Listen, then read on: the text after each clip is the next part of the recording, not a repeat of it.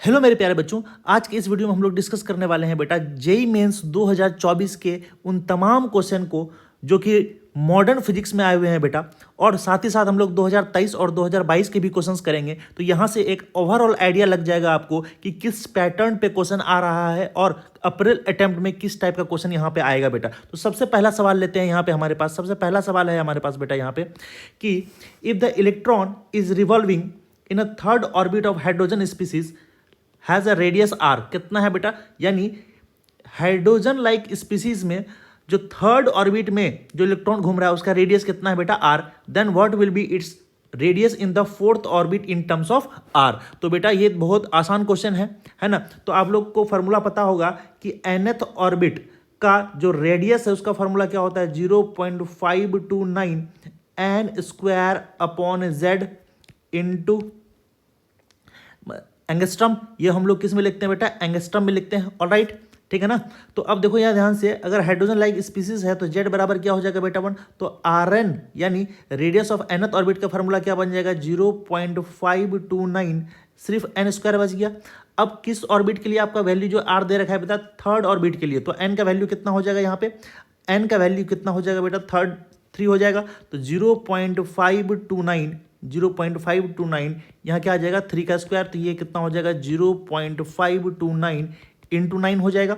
और इसी का वैल्यू कितना दे रखा है बेटा, इसी का वैल्यू आपको जो दे रखा है वो आर के बराबर है, ठीक है ना। इसी का जो वैल्यू आपको दे रखा है वो किसके बराबर है, इसका जो वैल्यू है वो किसके बराबर है, आर के बराबर है। ऑलराइट, आपसे पूछा है कि बताइए, आपसे पूछा है कि रेडियस बताइए कितना फोर्थ ऑर्बिट का, कितना बताइए बेटा इन टर्म्स ऑफ आर। तो हम फोर्थ ऑर्बिट का रेडियस कैसे लिखेंगे, तो एन का वैल्यू यहाँ क्या पुट कर देना है बेटा, सिर्फ 4 पुट कर देना है। तो ये कितना आ जाएगा 0.529 और यहाँ पे क्या आ जाएगा 4 का इंटू 4 का स्क्वायर। तो ये कितना आ जाएगा, ये हमारे पास आ जाएगा, ध्यान से सुनना, 0.529 इंटू 16 कितना आ जाएगा, इंटू 16 आ जाएगा। अब देखो, लेकिन इसका जो वैल्यू है ये किसका आया वैल्यू, ये R4 का यानी रेडियस ऑफ फोर्थ ऑर्बिट का आया, लेकिन इन टर्म्स ऑफ किसके टर्म्स में निकालना है, आर के टर्म्स में निकालना है। तो अब ध्यान से देखो बेटा, क्या इसको मैं 9 से मल्टीप्लाई और 9 से डिवाइड कर सकता हूं ताकि इक्वेशन पे कोई असर नहीं पड़ेगा।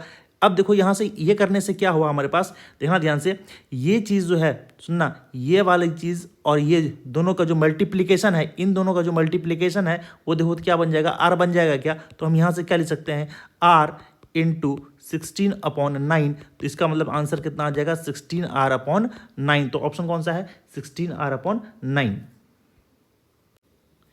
नेक्स्ट सवाल है बेटा, स्टेटमेंट 1 कह रहा है angular momentum and Planck constant have same dimension, और दूसरा स्टेटमेंट है moment of force and linear momentum has same dimension. तो आइए चेक कर लेते हैं बेटा डायमेंशन किसका सेम और किसका अलग होगा।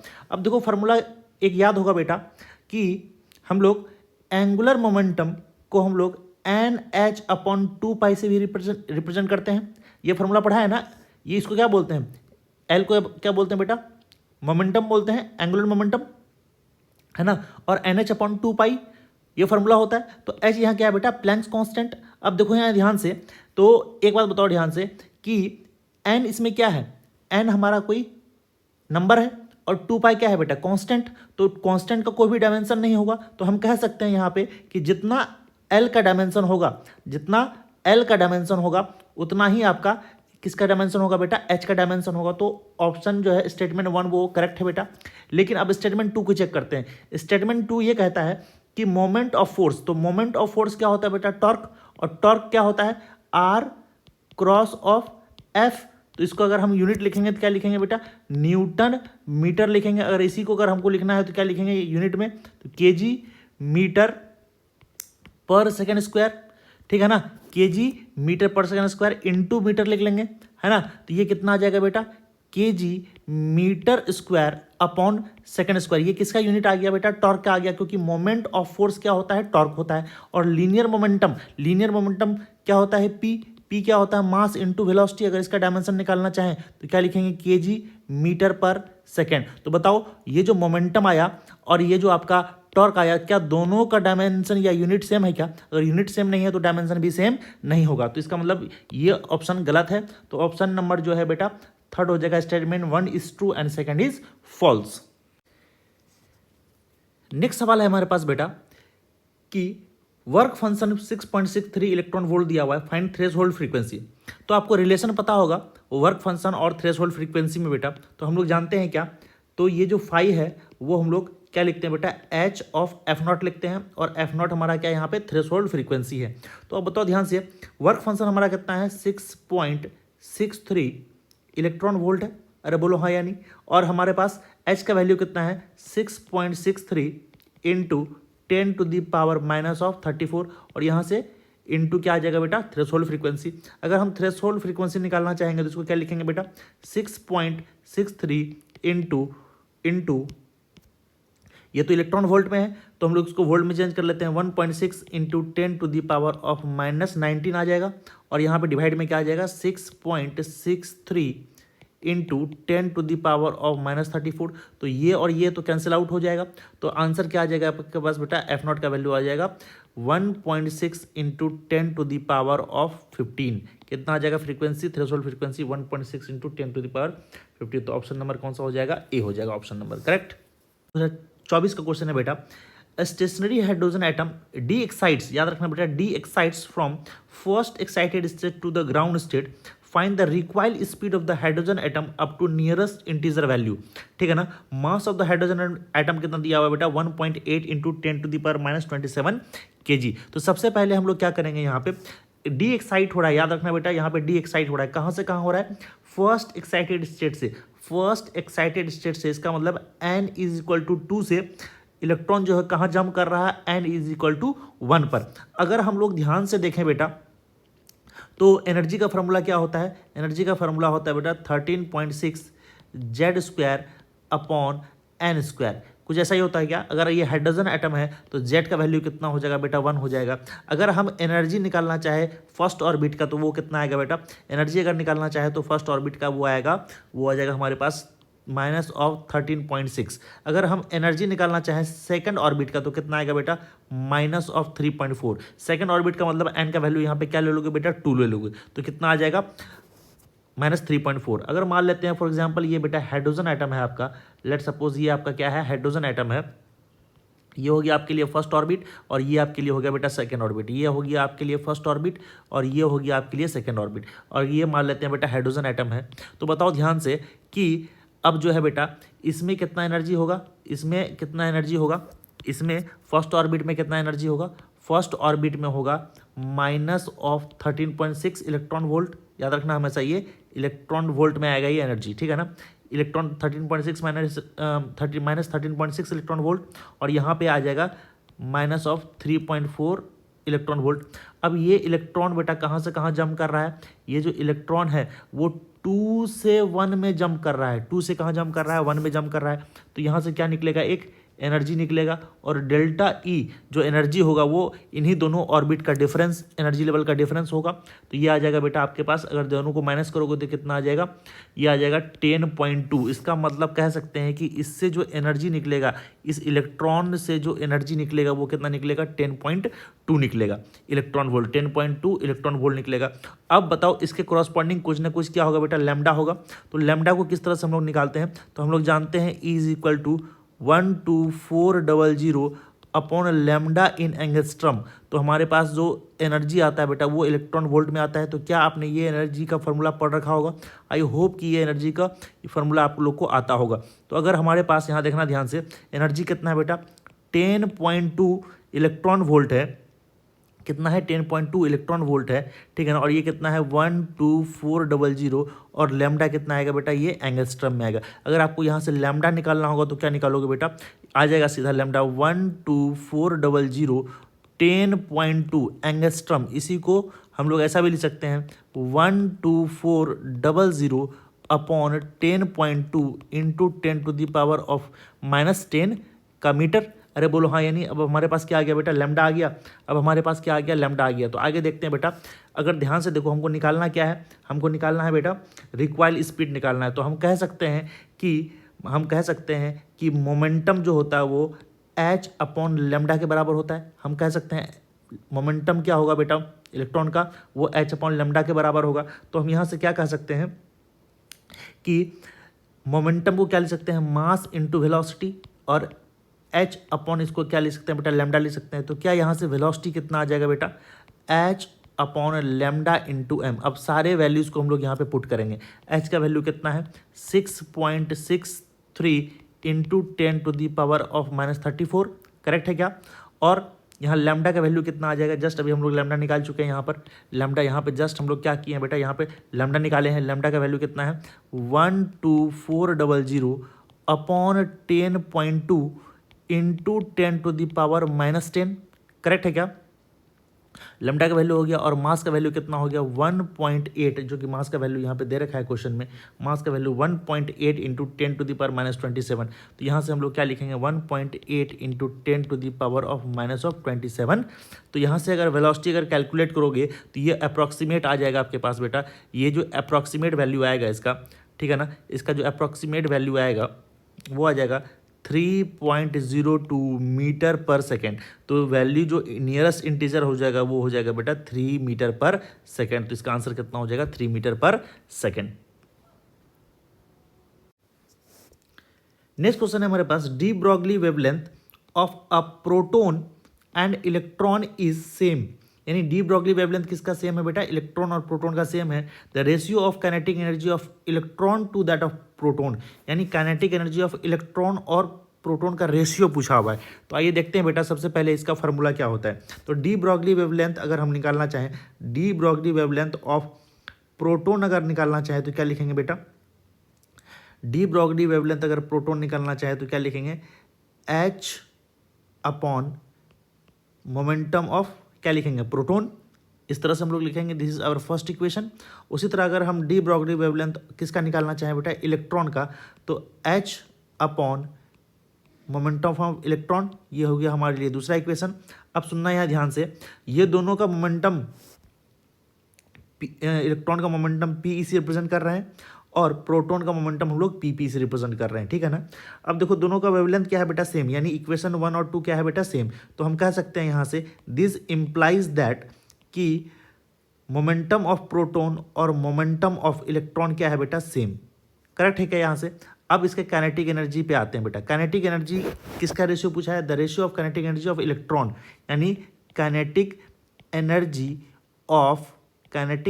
Of electron to the kinetic energy of proton पूछा हुआ है। तो सबसे पहले काइनेटिक एनर्जी ऑफ इलेक्ट्रॉन को क्या लिख सकते हैं बेटा, क्या काइनेटिक एनर्जी ऑफ इलेक्ट्रॉन को हम लोग मोमेंटम के टर्म्स में P square upon twice of mass of electron, sorry क्योंकि इलेक्ट्रॉन के बारे में लिख रहे हैं ना, तो twice of mass of electron लिखेंगे। और यहाँ पे क्या लिखेंगे बेटा, यहाँ पे लिखेंगे मोमेंटम ऑफ प्रोटॉन का square upon twice mass of, क्या लिखेंगे, प्रोटॉन। अब देखो यहाँ से मोमेंटम ऑफ प्रोटॉन और मोमेंटम ऑफ इलेक्ट्रॉन क्या है बेटा, बराबर है। मोमेंटम ऑफ इलेक्ट्रॉन और मोमेंटम ऑफ प्रोटॉन क्या है, बराबर। तो इसका मतलब ये वाला चीज़ और ये वाला चीज़ कट जाएगा, 2 और 2 कट जाएगा, तो आएगा हमारे पास क्या, यहाँ से ये क्या चला जाएगा, ऊपर चला जाएगा और ये नीचे आ जाएगा। तो mass of proton upon mass of electron बच जाएगा।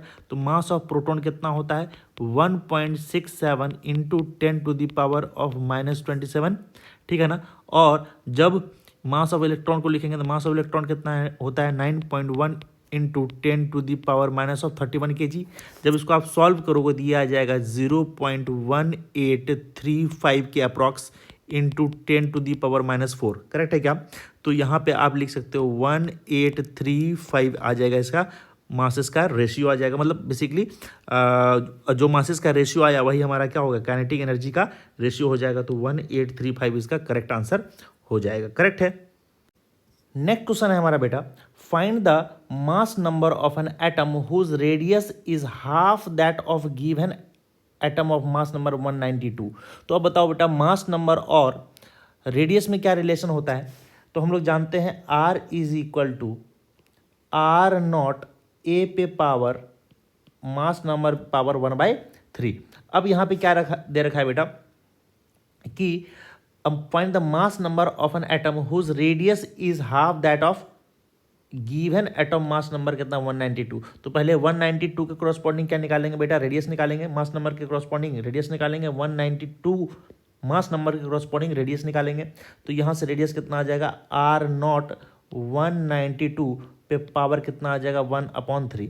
अब बोल रहा है कि ये हमारे पास क्या आ गया बेटा, इसका रेडियस आ गया। अब बोल रहा है कि यही रेडियस का अगर आधा हो जाए, ठीक है ना, तो यही रेडियस का क्या हो जाए, आधा हो जाए, तो बताइए कि आप मास नंबर, अब जो मास नंबर नया होगा, ठीक है ना, वो कितना होगा। तो ए डैश मान लिए उसको, तो r/2 का वैल्यू क्या लिखेंगे यहाँ पे, r0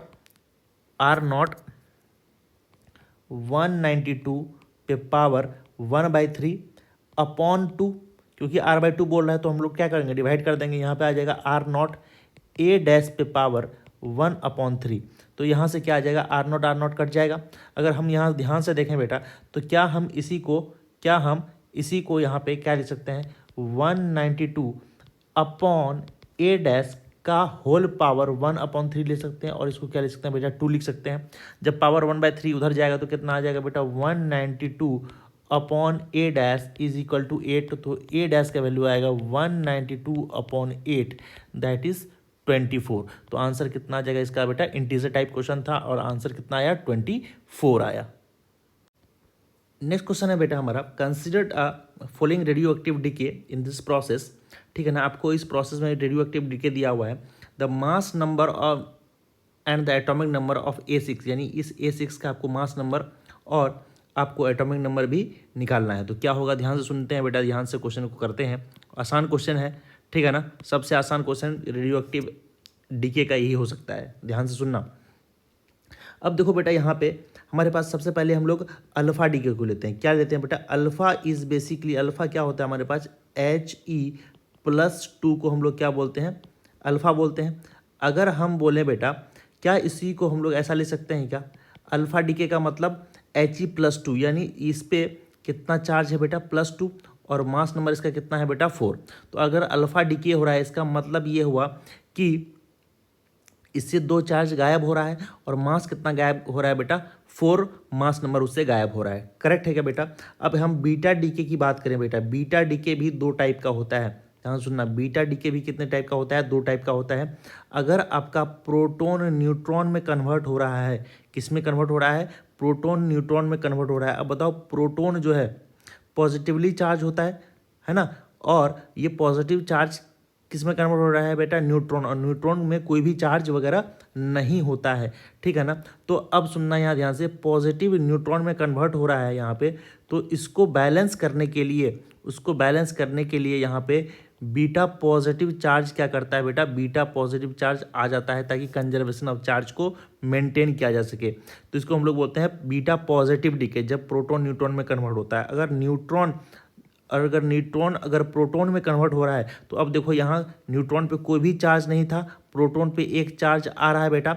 इसी को बैलेंस करने के लिए बीटा जो डीके है उसमें एक माइनस चार्ज आ जाता है बेटा, क्योंकि प्रोटॉन और न्यूट्रॉन का कोई भी मासेस वगैरह में डिफरेंस नहीं होता है, मतलब अप्रॉक्सीमेट जो मासेस है, अप्रॉक्सीमेटली क्या होता है, प्रोटॉन और न्यूट्रॉन का मास सेम होता है, तो मासेस में कोई भी चेंज वगैरह नहीं आएगा, ठीक है ना। तो इसी को हम लोग ऐसा लिख सकते हैं, बीटा पॉजिटिव का मतलब ये हुआ कि यहाँ पे प्लस और यहाँ पे क्या आ जाएगा बेटा, 0 आ जाएगा, और बीटा नेगेटिव का मतलब क्या हुआ, यहाँ पे आ जाएगा -1, और यहाँ पे मास नंबर कितना आ जाएगा, 0।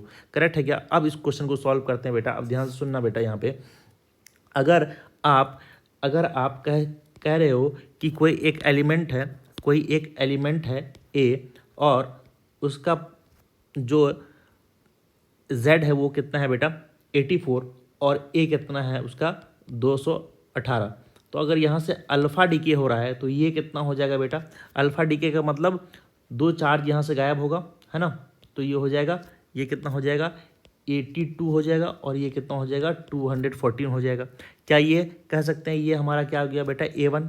अब A1 से हम लोग क्या कर रहे हैं बेटा, A1 जो 82 आया, और ये कितना आया, 214 आया, इससे क्या कर रहे हैं बेटा, बीटा माइनस डीके करवा रहे हैं। क्या करवा रहे हैं बेटा, बीटा माइनस डीके करवा रहे हैं। क्या करवा रहे हैं, बीटा माइनस डीके करवा रहे हैं। अगर माइनस डीके करवा रहे हैं तो यहाँ पे कितना आ जाएगा, यहाँ पे आ जाएगा आपका, यानी ये जो A2 आ जाएगा आपका, वो आ जाएगा 83, वो कितना आ जाएगा, 83 आ जाएगा, और इसमें कोई मासेस वगैरह का चेंज नहीं होता, तो ये कितना आ जाएगा, 214। करेक्ट है क्या। अब देखो यहाँ ध्यान से, अब उसके बाद क्या है हमारे पास, A2 आ गया हमारे पास।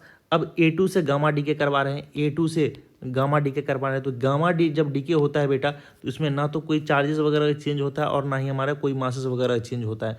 तो हमारे पास A3 कितना आ गया, वो आ गया 83 और ये आ जाएगा 214। कितना आ गया 214। ये गामा का भी काम क्लियर हो गया। ये जो सॉरी ये तो अल्फा है हमारे पास, ये गामा का काम क्लियर हो गया है ना। अब आते हैं A3 जो है, A3 से फिर क्या जा रहा है बेटा, अल्फा डीके हो रहा है। तो क्या आएगा, A4 आएगा और ये क्या हो जाएगा बेटा 81 हो जाएगा और ये कितना हो जाएगा 210 हो जाएगा। करेक्ट है क्या। अब फिर A4 से क्या करवा रहे हैं, बीटा पॉजिटिव डीके करवा रहे हैं। बीटा पॉजिटिव डीके करवाएंगे तो यहाँ कितना आएगा A80 और यहाँ कितना आएगा बेटा 210 आएगा।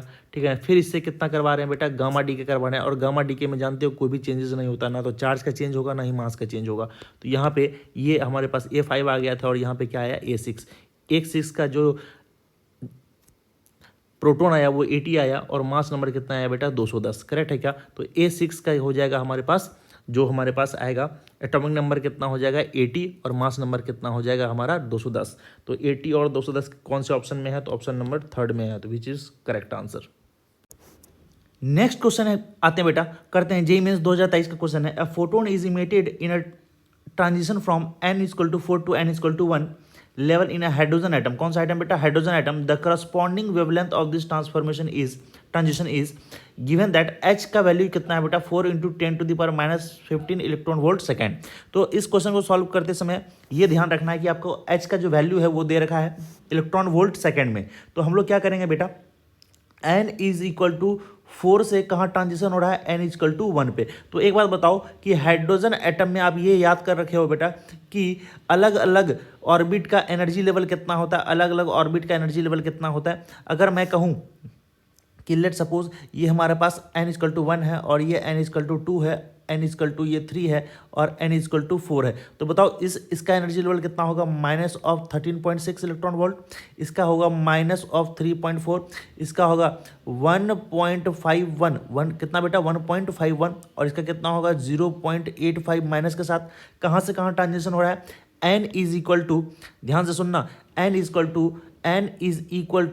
कहाँ से 4 से 1 में हो रहा है। तो अब बताओ इसके करस्पॉन्डिंग डेल्टा ई कितना होगा, डेल्टा ई आएगा बेटा -0.85 -13.6 कितना आएगा -13.6। ठीक है ना। अगर डेल्टा ई अगर हमारे पास आ गया, डेल्टा ई कितना आएगा बेटा 12 पॉइंट, यहाँ से आ जाएगा 12.75 इलेक्ट्रॉन वोल्ट। इसके करस्पॉन्डिंग आपको क्या निकालना है, वेवलेंथ निकालना है। इसके करस्पॉन्डिंग क्या निकालना है आपको, वेवलेंथ निकालना है। तो हम लोग लिखते हैं बेटा Hc/λ is equal to energy, है ना। तो यहाँ पे बताओ H का वैल्यू कितना है 4 × 10⁻⁻15 इलेक्ट्रॉन वोल्ट सेकेंड और स्पीड ऑफ लाइट कितना है 3 × 10⁸ मीटर पर सेकेंड। और आपको लेमडा निकालना है और एनर्जी कितना निकाले थे हम लोग 12.75 इलेक्ट्रॉन वोल्ट। अब देखो यहाँ पे इसका यूनिट क्या था बेटा, H का जो यूनिट था वो इलेक्ट्रॉन वोल्ट था और यहाँ हमारे पास क्या है बेटा इलेक्ट्रॉन वोल्ट। तो दोनों का यूनिट कैंसिल आउट हो जाएगा। तो हमारे पास लेमडा कितना आ जाएगा, लेमडा आ जाएगा 4 × 10⁻⁻15 10⁻⁻15 इंटू 3 × 10⁸ अपॉन 12.75। ठीक है ना। जब इसको आप सॉल्व करोगे तो आएगा 94.1 इंटू 10⁻⁻9 दैट इज 94.1 नैनोमीटर। ठीक है ना। तो ऑप्शन नंबर कौन सा हो जाएगा, पहला ऑप्शन हो जाएगा। नेक्स्ट क्वेश्चन है हमारे पास बेटा जेईई मेंस 2023 का। द एनर्जी रिलीज्ड पर फिजन है बेटा, ये पर fission of the nucleus of X240 is 200 mega electron volt. The energy release in all the atoms in 120 gram of pure X240 undergoes a fission is dash into 10⁻25 mega electron volt. तो इस question को solve करते हैं बेटा, ध्यान से देखना यहाँ पे कि एनर्जी पर फिजन कितना दिया हुआ है बेटा, पर फिजन, ठीक है ना, वो दिया हुआ है आपके पास 200 मेगा इलेक्ट्रॉन वोल्ट। और आपसे निकालने बोला है टोटल एनर्जी रिलीज, ठीक है ना, of all the atoms of 120 ग्राम। तो सबसे पहले 120 ग्राम में कितना मॉलिक्यूल्स होगा वो हमको निकालना पड़ेगा। तो अब देखो ध्यान से, पहले हम लोग मोल निकाल लेते हैं। तो मोल बराबर क्या होता है, given mass upon molecular mass. Given mass कितना है 120 और मॉलिक्यूलर मास कितना है बेटा 240। तो ये आ जाएगा हमारे पास 1/2 मोल। कितना आ गया ये 1/2 मोल।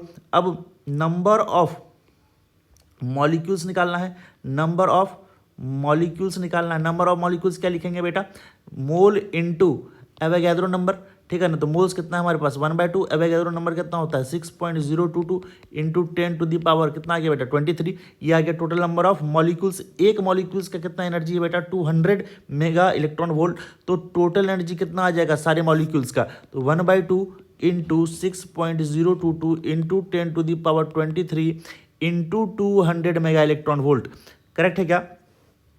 तो यहाँ से कितना आ जाएगा ये आ जाएगा 6.022 into 10 to the power 25 mega electron volt. तो अब देखो यहाँ से कितना 25 का पावर यहाँ क्रिएट हो रहा है। क्या हो रहा है बेटा 25 का पावर यहाँ पे क्रिएट हो रहा है। तो इसका जो नियरेस्ट इंटीजर होगा वो कितना हो जाएगा बेटा 6। कितना हो जाएगा 6 हो जाएगा।